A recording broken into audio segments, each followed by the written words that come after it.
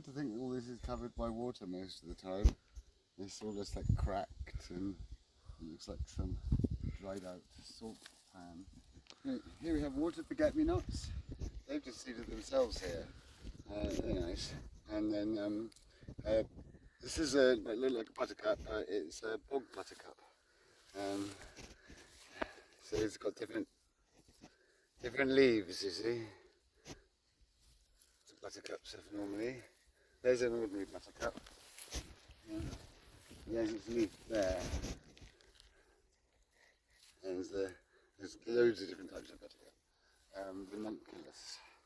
And the seed pods here. So that's a bog buttercup there. And they'll grow in swamps and bogs. And they're like a marginal plant that will grow in shallow water.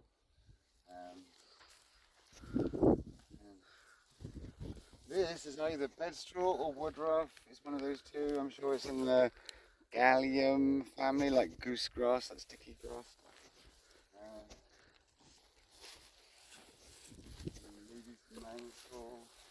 We've come here, I haven't got any duckweed, so we've got a little bit of duckweed that came with our plants, and when we put it anywhere, our geese always eat it all, and they don't come down here. I'm just going to wade into what is still water.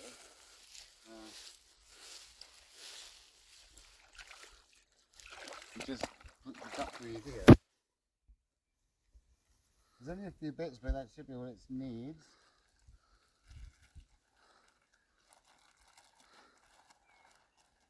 Yeah, 2 bits.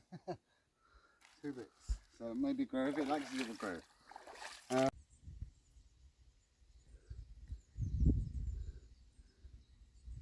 Here on the edge of this cracked lake bed, cowbane, very poisonous, but it's another sort of marginal or swamp plant that grows really well in places like this. And valerian is not flowering yet, very good herb. Valeriana officinalis, not to be confused with that nasty red stuff that grows in walls, which is called the same thing, but has a Latin name of Cybranthus. This is proper valerian with leaves like that. You can use the roots for various things, including insomnia. Right, so this part of the pond here, this end, and those 2 islands are in the garden. Everything else is either woodland or something else. So when the water irises have finished flowering over here, they're going to be dug up and moved all over to new sites. So they're on the edge of woodlands and in natural places because they are a native. And we're going to move cultivated plants in more. Although there are a lot of there are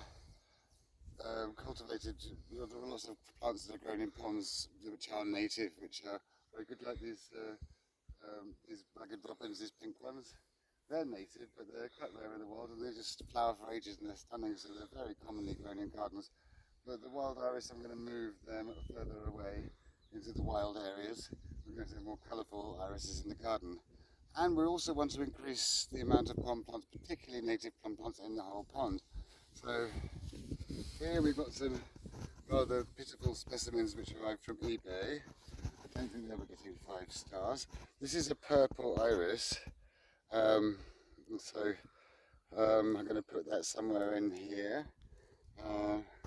And then here we have a mimulus, which is a very colourful sort of short-lived perennial or annual plant, which we're going to have to plant somewhere here. They don't like going too deep, they're just like boggy, so with the drought conditions it's going to be quite difficult. I have to plant them somewhere further up and keep them watered. And this is a bog bean, which is a native.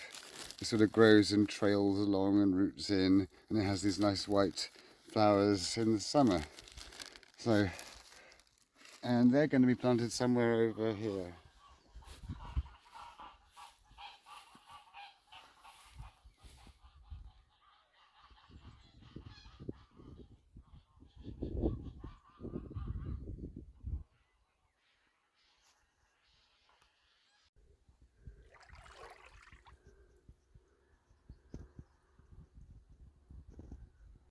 So I guess we'll need to use this.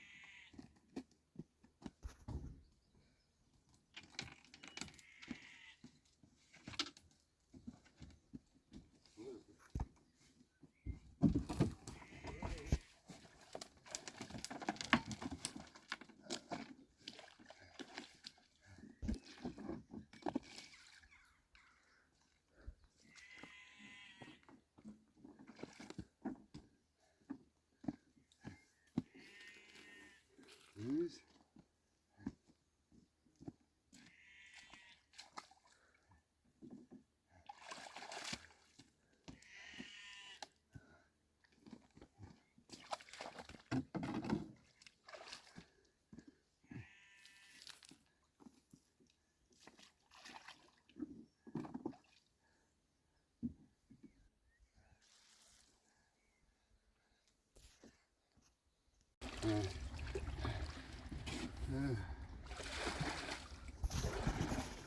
this is going to be an island. It's not properly cut out yet. Of course, the water level's about here when it's full, so there'll be a few more trees, shrub trees and things to plant here.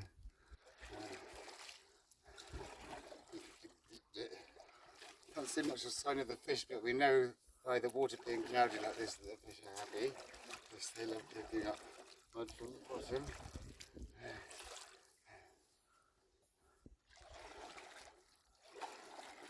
And because of the drought, I don't think we'll be able to row up to the planting site.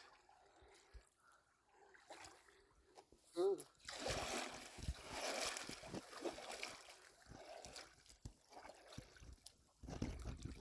I might have to tie it up here. I'll have to sit ground up somewhere soon. This bit's quite deep still. See, that's really deep still. Alongside the island here, should be shallow ground there. Right. There. Don't want to drift off. So tie this to something.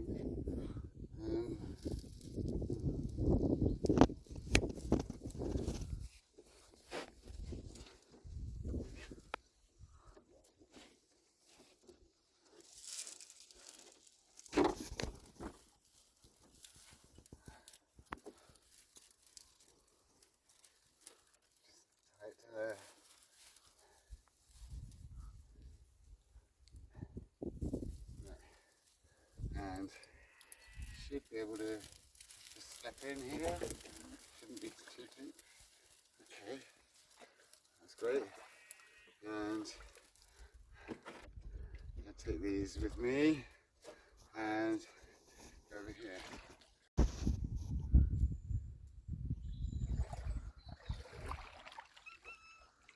Right. These iris we put in ages ago. They're like cultivated yellow iris. They're staying. These ones are going to go at some point when they finish flowering, and they're going to go elsewhere. So over here, we've made a start with these ones. And they're kind of nice, but they're not standing up straight yet. That's what we did in the other one. Rather than using these plastic pond pots, which are ideal if you've got a fiberglass container pond, but in mud it's best to use mud. So these ones like quite deep water. They're rather small at the moment. But another little iris that we've recently put in here, I can't remember what colour that one is. That one's another purple one. I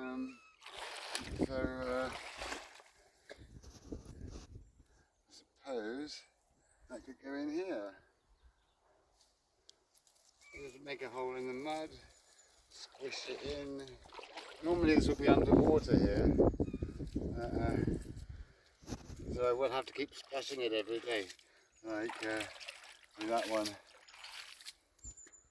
Now, bog bean. This can grow into quite a prolific big clump. The irises should just easily grow through it. In fact, they do. So sometimes we use this as a way in. So it is a rather feeble specimen. I mean, that for, I can't remember how much it was, but I did put a whole bunch of them in. They're really weed-like. But it should be alright. Again, I'll just stick it in here and have it sit. In this case, pointing upwards a bit, so it can,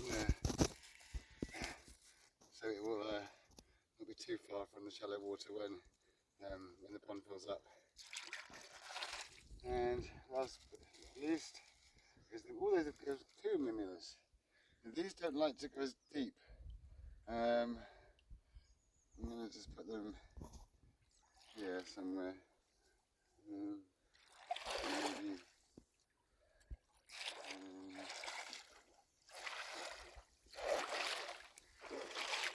Maybe just in amongst these iris.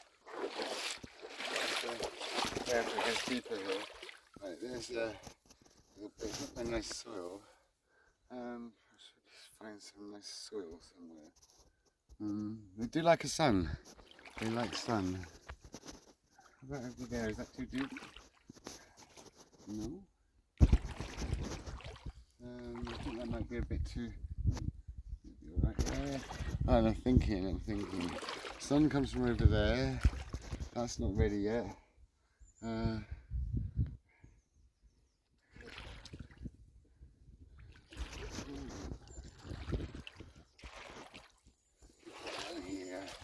And there's two. Yeah, fine. Nice bit of soil there. What is some nice soil is down here. Just put that wet pond slop on there. And this one could go somewhere else. Well, let's move them.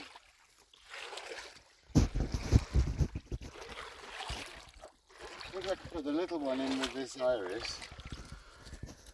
They sort of differently. I think they grow well together. Just have it growing like that. Maybe having it so it can root in a bit. And this one maybe with this iris. Maybe just over here somewhere a bit higher up. Make a little hole, put it in, get some pond slop, some really nice sort of leafy pond slop. That's a bit decent. And in there like that. There. Should be able to grow there. This is where drainage comes in from other bits, and that whole bit is actually underwater when it's full, so you might want to dig that down a bit and have a little bridge or something. This bit here, not entirely sure.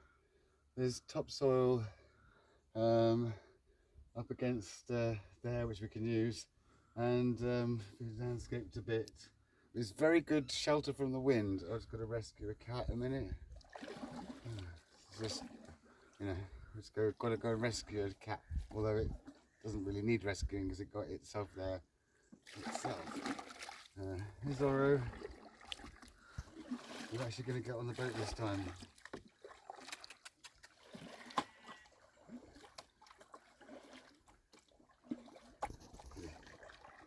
Oh, look at that. Zorro, come on then. Come on. Good boy. You can do it. You can do it, sweetie. We can carry you. Okay. Last chance. Come on. You've been on it before? No? Okay, sort yourself in. Right. What were we talking about? Oh, yes. So, because it's southwest facing, and oh, look at those dog roses up there. Very nice. They all come out today.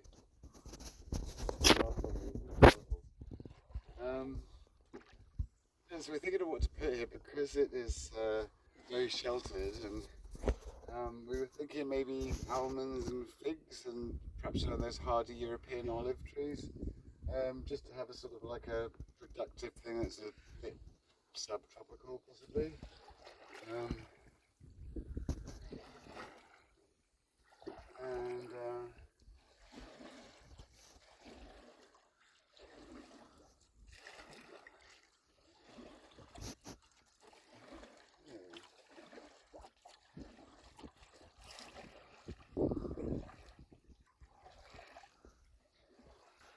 And that side all woodland with the two wooded islands, so eventually we're better to go up behind these two islands as well. Oh, another cat wants rescuing me. Hey Yazzie.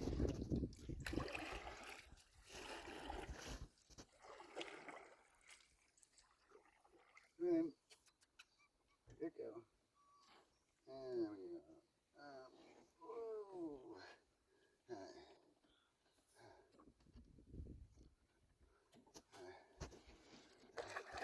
I haven't had one fall off yet. Yeah. This island is a bigger island. I thought it was going to be about the same size, but it was difficult to calculate. This is going to be the least navigable island. So it'll be really difficult to land on this. It's just very steep and just full of wild things. At the moment, there's no large trees on it. Where some oaks might seed themselves on it, but at the moment, it's just shrub trees. Lots of them. Oh, there's another cat. Oh, it's him again. This is his last chance. This is.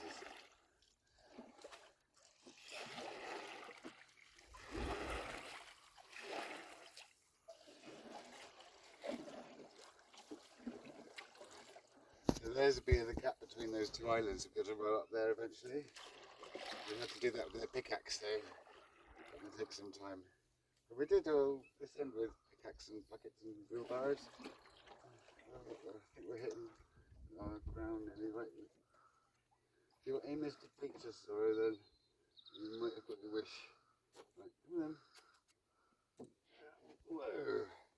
There we go. Right. You're coming out. Nice. Well, the bus has left it. Oh. I'm afraid the boat has gone. So, yes, I see. The boat has left now.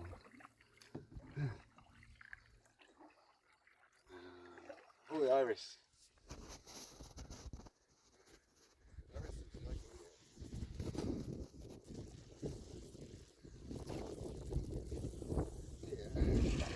On this island here, this island, well, there's not actually an island yet. It's called Fang Island.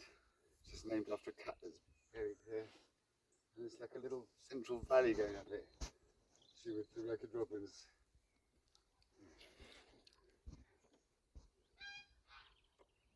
Normally the water comes, I think, about here, this sort of level. And they've got some wild pear trees there.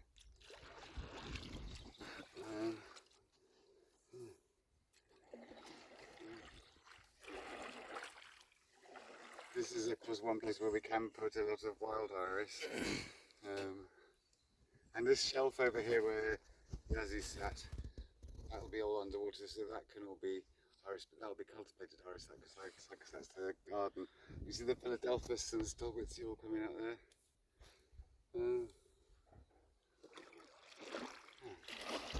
I think that'll probably do for today. So like and subscribe if you haven't already, and I'll see you next time.